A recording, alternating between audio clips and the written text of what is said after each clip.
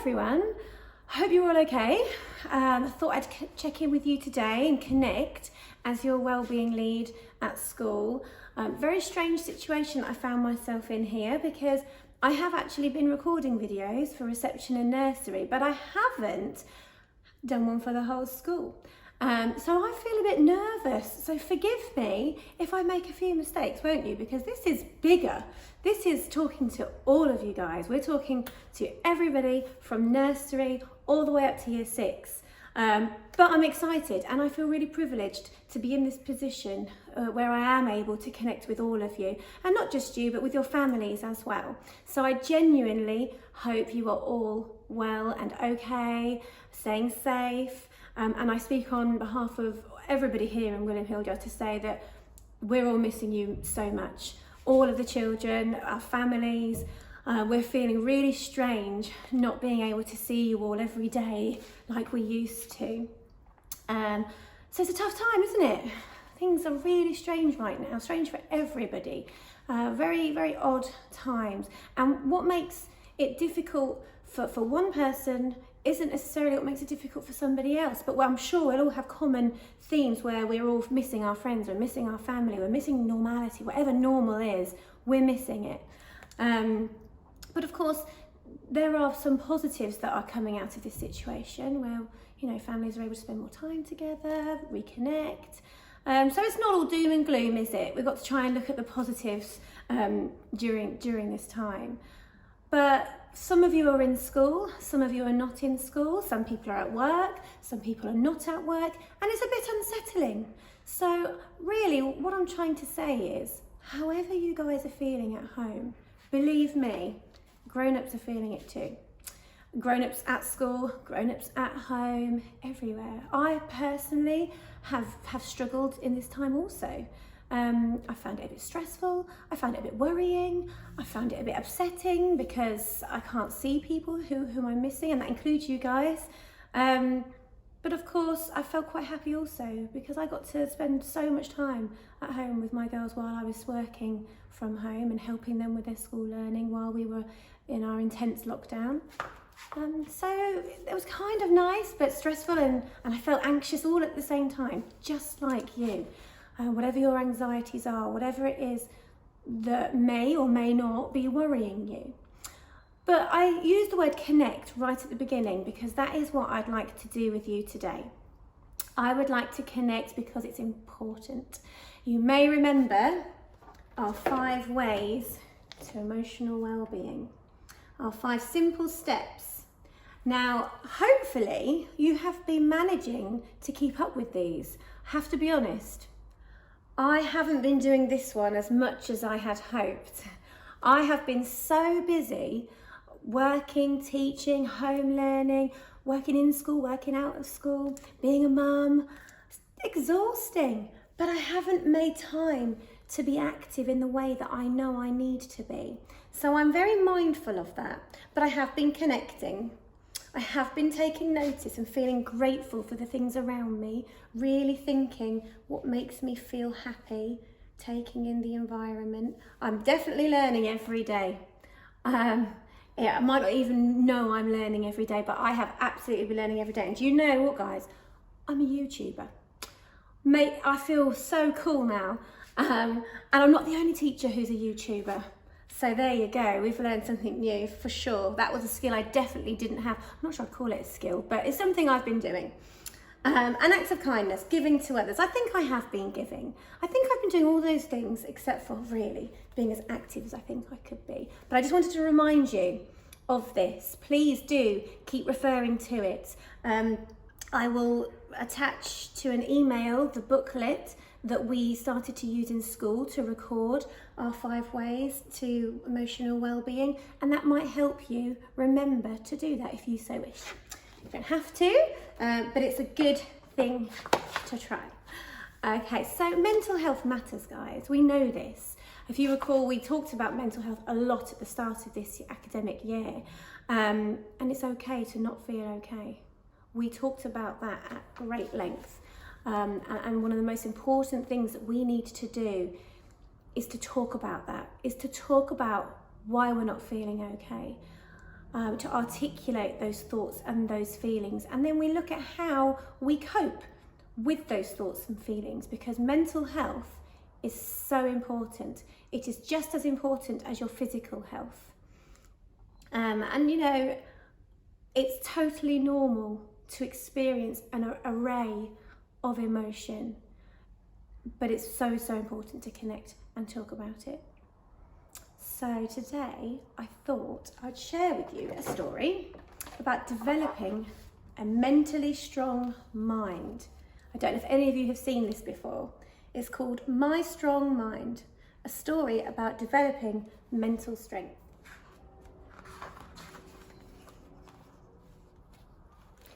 Kate is a sporty and happy girl. She does well at school and has many friends, but like every child, she faces difficult situations at home or at school. Sometimes things just don't go as she would like. She's slow to get ready for school, making her parents grumpy with her. All her friends can do cartwheels, but she cannot. She's afraid to stand in front of the class to do show and tell. Her friends sometimes say mean things. Can you relate to any of that? Feeling like your parents are a bit grumpy with you sometimes? Your friends can do things that you can't do? Maybe feeling a bit afraid to talk in front of others? One day, Kate read a book about strong minds. She learned that everyone has their own brain and can make up their own mind. You can teach your mind what to do, so it can tackle any challenge with a positive attitude. I like Kate's thinking. She's obviously read a really good book. When you practice, your mind gets smarter and stronger.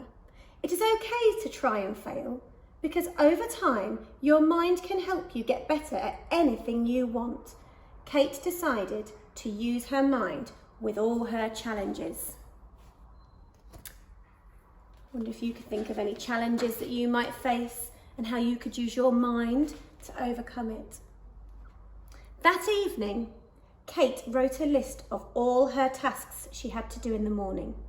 Get dressed, brush her hair, brush her teeth, pack her school bag, and many more things.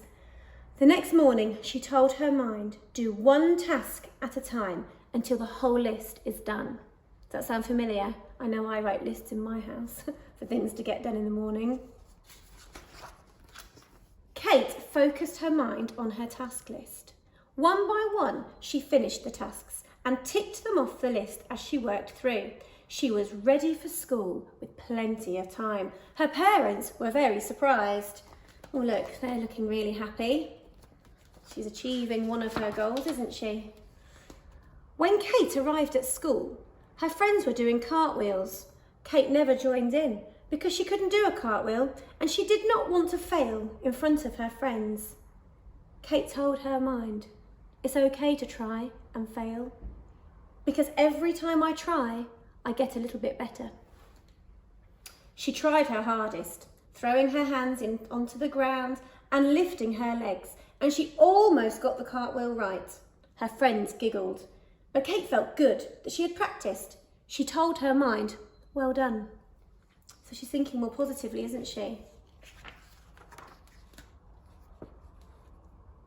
That day, it was her turn to do show and tell in front of the whole class.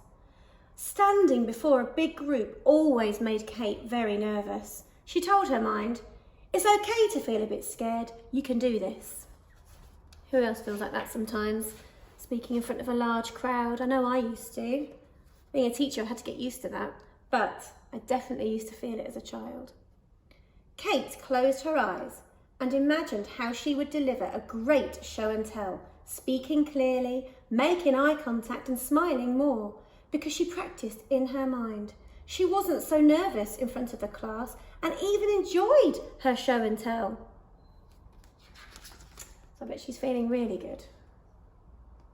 During lunch, she sat around with her friends in the playground.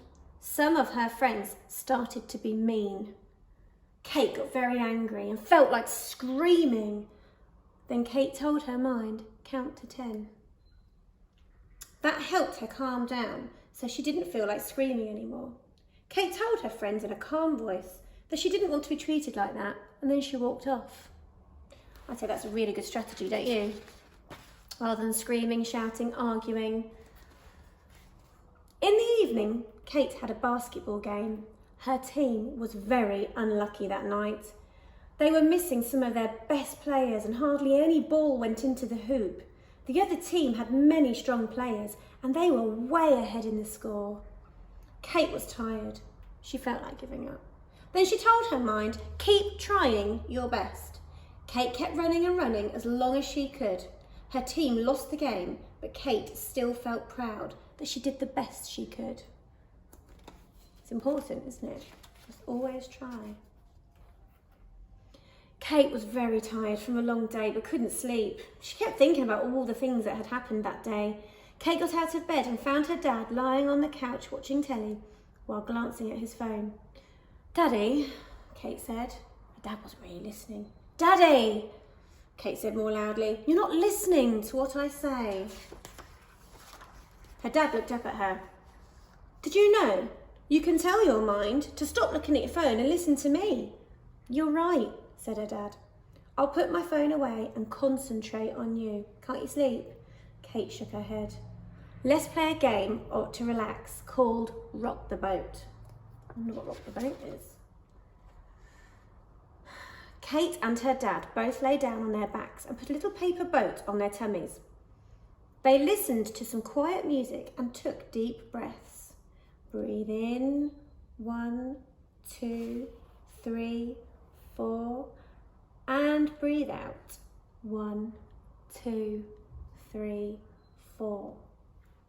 Breathing made the boat rock on their tummies.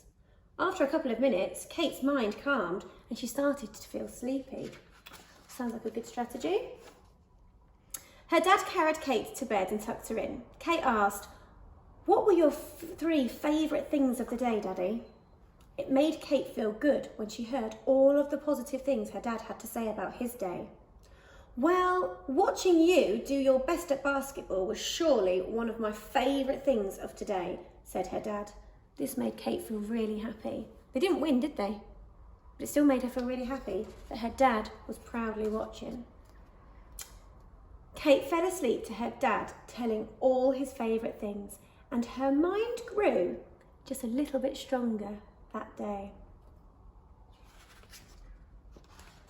There we go. It's a nice story, isn't it? Lots of things to think about.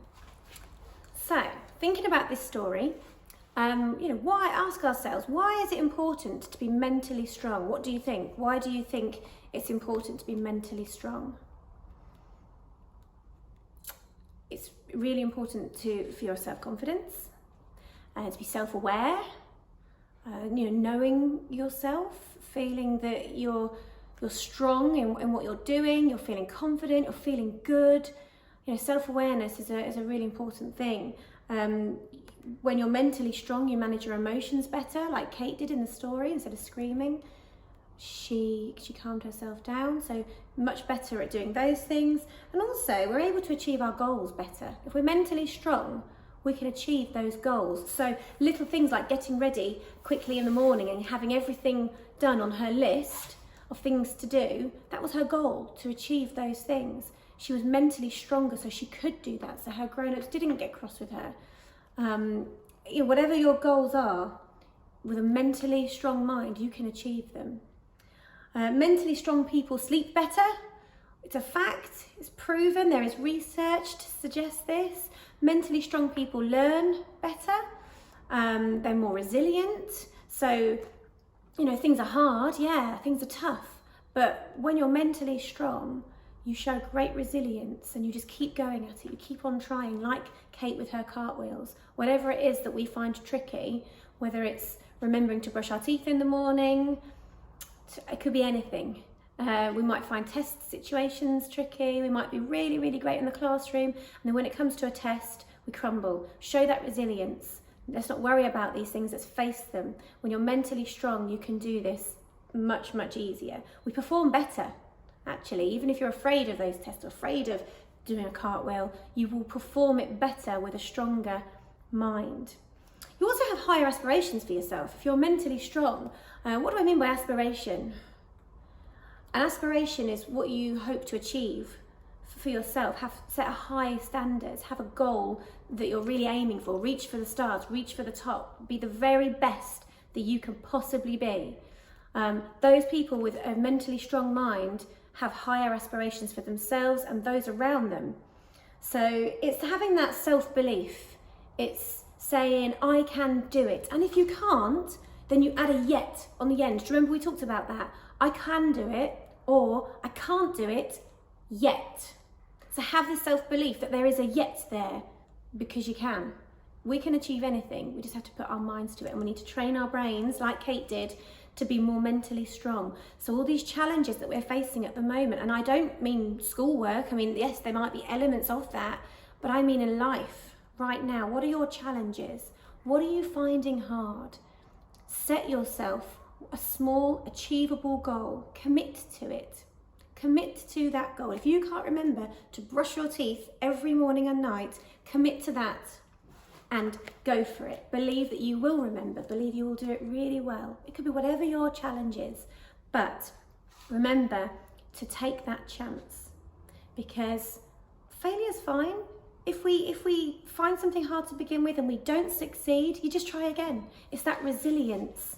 So take the chance, take the risk, and just accept there's a risk that you might forget to do that, or you might not be able to do it so well, but keep on going. That's the main thing we need to be doing, is keeping on going. Whatever those challenges are, develop your mind. Make yourself mentally strong and have the confidence. Just believe in yourself. Believe you can. Even if you can't yet, believe you will. It's been really lovely connecting with you guys. As I said earlier, we were all missing you so much. I hope you enjoyed the story and got something from it, made you rethink perhaps about our 5 ways of well-being, or just thinking about how you're going to take this into your life. So what strategies might you adopt? What strategies could you use looking ahead? Things are hard, things are different right now. It won't always be like this. But what strategies could you put in place for yourself to train your mind to be mentally strong? You could use some of the things that Kate has done, but there are lots of things that we've talked about in the past. When we are feeling in a certain way, you know, how do we need to talk about it? As I said, we're connecting. You need to talk about these feelings with somebody. Connect with people. So, okay, you can't see everybody right now, but FaceTime, email, however you are staying in contact with some of your friends, make sure you're doing it safely and positively, but do stay connected. Make sure that you are talking about those feelings with people who you are close to, people that you trust. How can you respond to those feelings? So if you're feeling sad, if you're feeling angry, if you're feeling worried, how are you going to cope? What are you going to do about it? Deep breathing, taking time out, doing something that you love, taking some self-care there, you know. Okay, you might not be able to go to your clubs right now, but can you practice your hobby in the garden somehow in your house? If it's safe to do so. Don't know what your hobbies are. But, you know, share those feelings. Take the time for yourself. Look at different strategies that you can use to help you feel more positive. And if you are feeling positive, that is brilliant. But just remember, it's okay to not feel okay. We all have good days, we all have bad days. Hopefully more good than bad. I know that I'm feeling much more positive about things, and I'm feeling really positive about hopefully being able to see all of you guys soon, fingers crossed. At some point in the not too distant future, we'll all be together again. But even when we're not physically together, we are all in it together, and we're always thinking of you. So for now, take care of yourselves, develop your mind, be mentally strong, and be positive. Speak to you soon.